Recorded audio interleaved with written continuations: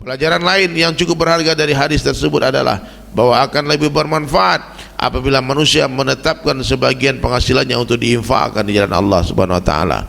Pengalaman menunjukkan apabila seseorang berniat untuk menginfakkan sebagian pendapatannya, maka tidak sulit baginya untuk memperoleh pendapatan untuk menginfakkannya.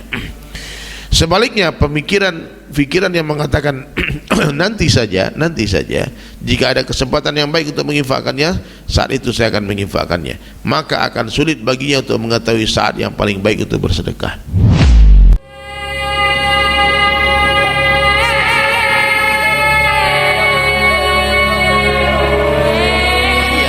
Dari Abu Hurairah radhiyallahu anhu berkata bahwa Nabi sallallahu alaihi wasallam bersabda, ketika seseorang sedang berada di padang pasir, tiba-tiba dia mendengar suara dari awan, curahkanlah ke kebun si fulan. Maka bergeraklah awan itu, kemudian turunlah sebagai hujan di satu tanah yang keras bebatuan. Lalu salah satu tumpukan dari tumpukan bebatuan tersebut menampung seluruh air yang baru saja turun, sehingga air tersebut mengalir ke suatu arah. Ternyata air itu mengalir ke sebuah tempat di mana seorang laki-laki berdiri di tengah kebunnya, sedang meratakan air untuk mencangkulnya. Lalu orang tersebut bertanya kepada pemilik kebun, wahai hamba Allah, siapakah namamu? Dia menyebutkan sebuah nama yang pernah dia dengar oleh orang yang bertanya tersebut di balik kebun. Kemudian pemilik kebun itu bertanya kembali kepadanya, mengapa kau menanyakan nama saya? Orang itu berkata, saya telah mendengar suara di balik awan, siramilah tanah si fulan, dan saya mendengar namamu disebut. Apakah sebenarnya amalanmu sehingga mencapai derajat seperti itu? Pemilik kebun itu berkata, karena engkau telah menceritakannya, saya pun terpaksa menerangkannya, bahwa dari hasil kebun ini sepertiga bagiannya langsung saya sedekahkan di jalan Allah, sepertiga bagian lainnya saya gunakan untuk keperluan hidup saya dan keluarga saya, dan sepertiga bagian lainnya saya gunakan untuk keperluan kebun ini untuk tanam lagi. Ajib ini. Di zaman Rasulullah SAW, ini Abu Hurairah Pak, ini hadis riwayat Muslim, hadis ya. Nabi SAW bersabda, ketika seseorang sedang berada, suatu ketika seseorang sedang berada di padang pasir, ini ada seorang berjalan nih, Nabi bercerita nih, ada satu orang berjalan di padang pasir, tiba-tiba dia mendengar suara dari balik awan. Ya, dengarkan kisah ini baik-baik ya. Dia mendengar suara dari balik awan. Apa bunyi suaranya? Curahkanlah ke kebun si fulan. Bunyi suara begitu. Maka bergeraklah awan itu, kemudian turun sebagai hujan di suatu tanah yang keras bebatuan.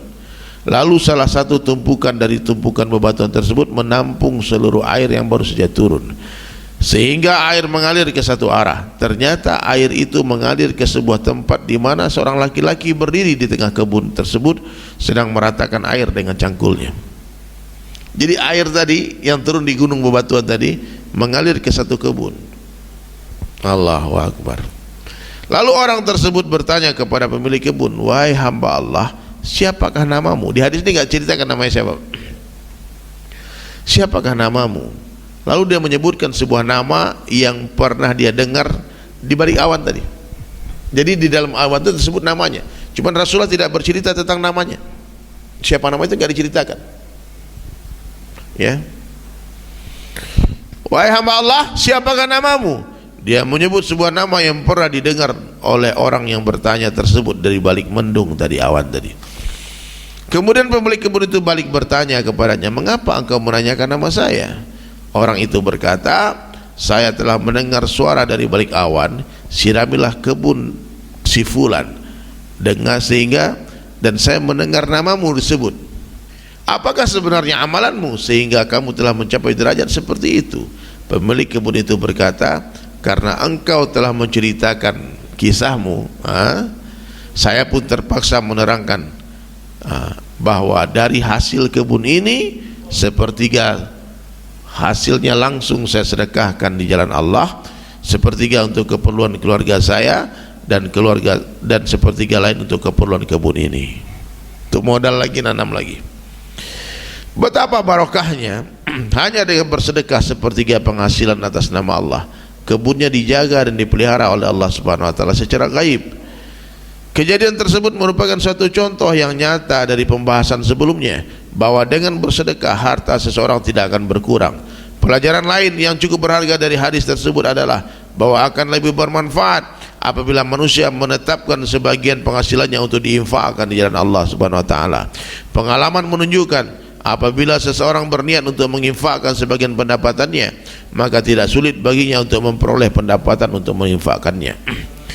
Sebaliknya, pikiran yang mengatakan nanti saja, jika ada kesempatan yang baik untuk menginfakkannya, saat itu saya akan menginfakkannya, maka akan sulit baginya untuk mengetahui saat yang paling baik untuk bersedekah. Dalam setiap kesempatan, syaitan dan hawa nafsu, setan hawa nafsu akan meniupkan bisikan bahwa infak bukanlah merupakan pengeluaran yang penting. Apabila ada satu pekerjaan yang penting untuk membutuhkan sedekah, biasanya pada saat itu uang tidak mencukupi. Walaupun saat itu ada uang, keperluan-keperluan pribadi akan muncul, sehingga orang tidak jadi bersedekah atau bersedekah dengan hartanya sesedikit mungkin.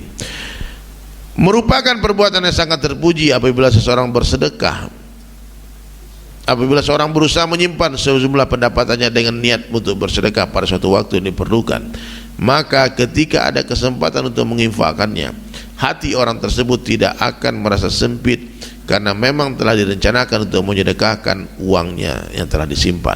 Barang siapa yang berkeinginan untuk melakukan dan dia mencobanya dalam beberapa hari, Abu Wa'il radhiyallahu berkata bahwa ketika Abdullah bin Mas'ud radhiyallahu mengutusnya kepada Banu Quraizah, dia menasihatinya agar sesampai di sana hendaknya dia mengikuti amalan orang saleh dari Bani Israel, maka dia menyedekahkan yang sepertiga bagiannya, sepertiga bagian yang lain dia tinggalkan di sana, dan sepertiga lainnya dia bawa ketika menghadap Abdullah bin Mas'ud. Ditulis dalam kitab Kanzul Umal. Dari uraian tersebut dapat kita ketahui bahwa para sahabat ada juga mengamalkan aturan seperti ini. Saya dengar Pak Bayan di markas, hasil dari penelitian Maulana Yusuf Al-Kadahlawi yang mengumpulkan kitab Hayatus Sahabah. Beliau telah menghabiskan umurnya untuk mempelajari kehidupan sahabat radhiyallahu anhu yang mulia. Beliau berkesimpulan, pengorbanan terkecil, pengorbanan terendah daripada sahabat Nabi adalah sepertiga harta. Itu terkecil.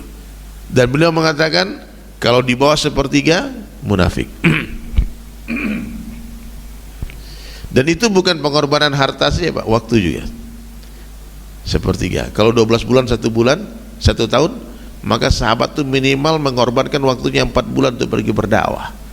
Jika banyak orang bertanya mana dalilnya, ada dalilnya Pak. Kita terlalu sedikit ilmu kita untuk mengetahui dalil-dalil itu.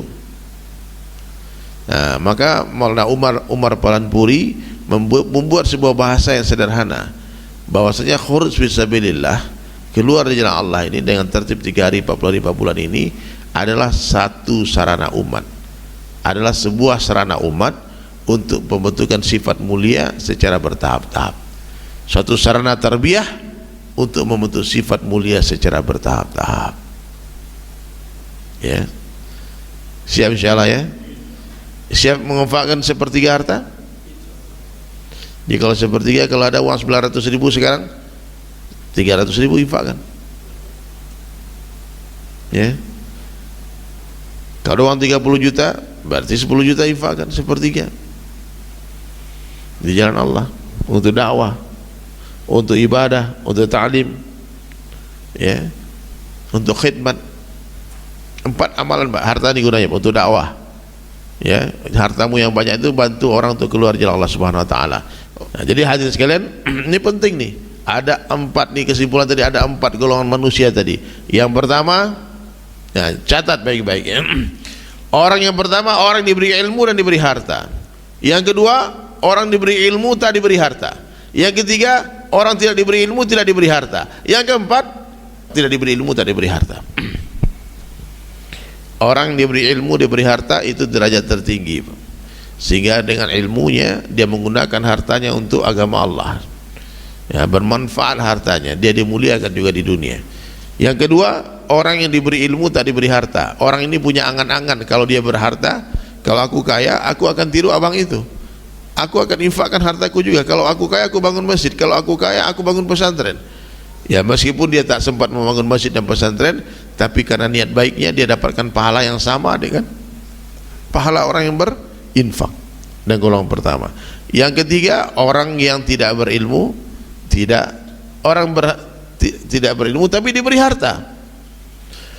Hartanya digunakan untuk maksiat, untuk berpesta pora, membeli barang-barang mewah, membangga-banggakan, membangun perkara yang akan hancur di dunia, membangun kehancuran di atas kehancuran. Bodoh, pelit, tidak mau untuk agama Allah, sibuk dengan benda-benda mahal mewah, makan makanan mewah, pamer-pamer hartanya. Bodoh. Tapi harta ada, tapi bodoh. Golongan keempat yang paling bego lagi apa? Orang tidak berilmu dan tidak punya harta.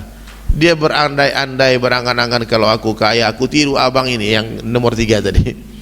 Maka meskipun dia tidak berbuat dosa seperti yang dibuat orang kelompok ketiga, dia mendapatkan dosa seperti yang dibuat oleh kelompok ketiga tadi.